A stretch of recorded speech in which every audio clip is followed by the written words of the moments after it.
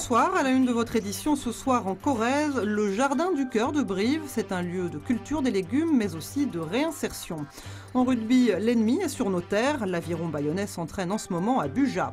Enfin, retour en enfance à la fin du journal avec un jeu inventé par un Corrézien, Hop la bille. Dolores est salariée au Jardin du Cœur depuis 9 mois. Ce matin, elle est chargée d'éclaircir les carottes. Après 1 an et demi de chômage, elle redécouvre le maraîchage, une activité dans laquelle elle s'épanouit de jour en jour, après une période difficile. J'ai travaillé pendant 20 ans dans une usine de chaussures pour l'armée. Ça a fermé. Je me suis reconvertie dans la restauration.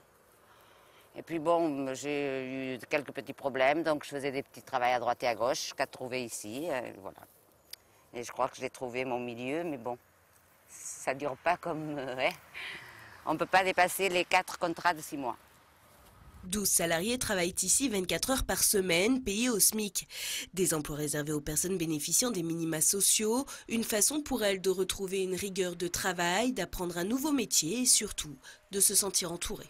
C'est une chose merveilleuse parce qu'on apprend des autres, de notre culture, d'autres mœurs, etc. Et c'est un échange vraiment enrichissant, quoi. Au-delà de l'aspect humain, il y a aussi un enjeu économique pour les Restos du Cœur. Les aides européennes baissent et produire ses propres légumes est un vrai plus. L'année dernière, nous avons produit 6,5 tonnes de légumes qui, eux, sont tous redistribués au reste de la Corrèze. Une fois préparés par nos soins, ils vont au centre des appros qui est à Malmort et dispatchés dans les 15 centres de la Corrèze. 57 chantiers de ce type existent au niveau national. Des simulateurs de conduite de poids lourds ou encore de chariots élévateurs. Au total, ce sont 5 ateliers pratiques qui sont proposés en ce moment à la Cité des métiers de Brive. L'objectif, faire découvrir les métiers du transport et de la logistique, des secteurs d'activité en recherche de main-d'œuvre. Les animations sont proposées sur rendez-vous jusqu'au mois d'octobre. Renseignements auprès du service information jeunesse de Brive. L'industrie, un fantasme français. Cette interrogation sera au centre des rencontres du Lonzac demain. Cette 7e édition, introduite cette année par l'académicien Éric Orsena, soulèvera des questions qui occupent tous les hommes politiques du moment. Qu'est-ce que l'industrie? Délocalisation, relocalisation ou non? L'industrie a-t-elle besoin d'espace ou de temps? L'occasion pour les Corréziens de prendre part à ce débat national en cette période économique délicate. Ce qui est bien dans les journées du Lonzac, c'est qu'elles sont gratuites, ouvertes à tout le monde. Et c'est pour ça qu'il y a de plus en plus de monde et de jeunes. Parce qu'il ne faudrait pas oublier que les jeunes aujourd'hui, aller assister à des débats qui coûtent 50 €, pour eux c'est très cher. Et pour beaucoup de gens c'est très très cher. Et donc du coup c'est de leur offrir les moyens de réfléchir. C'est tout à fait une vulgarisation. Et surtout c'est une ouverture à tous et à toutes. Quelles que soient les origines, la couleur, l'âge, voilà. Entre 2 matchs dans le Massif central, l'Aviron bayonnais a posé ses valises à Buja. Arrivés au centre sportif après leur lourde défaite à Clermont, les Basques préparent au vert leur déplacement à Brive dimanche. L'espace 1000 sources, une étape idéale pour s'éviter des heures de bus. La première raison, c'était vraiment de récupérer, de rester sur place, d'éviter le voyage.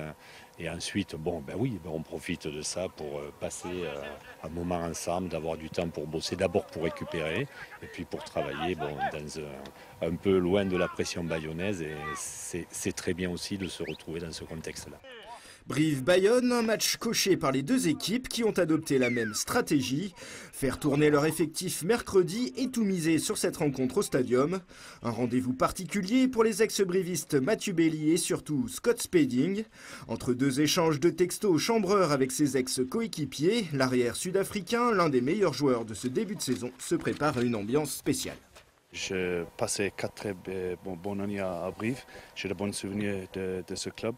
Et c'est grâce à ce club que j'ai une carrière aujourd'hui. Donc j'ai beaucoup de respect pour ce club et j'ai encore des amis là-bas. Mais il faut que je laisse l'émotion à côté pour le match parce que je suis bayonnais maintenant et il faut que j'ai un job à faire avec mon club dimanche. Le CAB est prévenu, les Bayonnais seront dimanche presque à la maison dans leur Corrèze d'adoption. Bien la louper. Non, je ne vais pas louper. Il y a du vent. Et voilà! Et voilà 50 ans qu'ils n'avaient pas joué aux billes, mais les anciens élèves de l'école de Chavroche n'ont rien perdu de leur habileté, ni de leur âme d'enfant. Un plaisir de cours de récré ressuscité grâce au petit-fils de l'ancienne institutrice du village. Passionné de jeux de société, ce chercheur en médecine a pris une année sabbatique pour créer Hop la bille, un jeu d'adresse et de stratégie. J'adore ces billes en terre, donc fabrique billes en bronze dans le Limousin. Et je les trouve vraiment chaleureuses, je trouve qu'elles ont quelque chose. Mais au-delà de jouer juste aux billes avec, ou de les utiliser en déco, je trouvais chouette de les utiliser comme support d'un vrai jeu de société avec tout ce que ça implique, donc de l'interaction entre les joueurs, de la stratégie et de l'habileté. Le but du jeu, c'est de faire les combinaisons de billes qu'on a sur nos cartes. Donc il faut se débarrasser des billes dont on n'a pas besoin et gagner chez les autres les billes dont on a besoin. Et c'est tout. Pour tester son jeu, pendant un an, Florent a mis ses proches à contribution.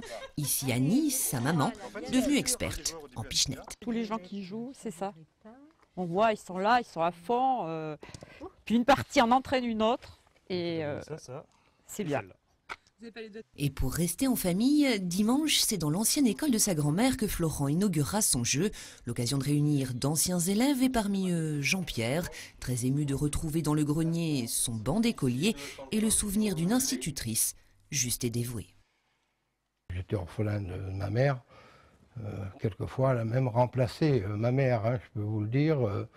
Le jour où mon père était absent, ici il n'y avait pas de cantine. Combien de fois j'ai mangé chez Madame Louradour parce que c'était comme ça. C'était vraiment exceptionnel chez elle. Elle avait vraiment l'amour de son métier. Pleine de poussière et de nostalgie, certaines de ses reliques seront exposées pour le lancement de Hop la bille. Une vingtaine de ses copains d'avance sera présent, un hommage aux hussards de la République, aux petites écoles communales et aux billes en terre, ces trésors de l'enfance. Bravo, pas mal.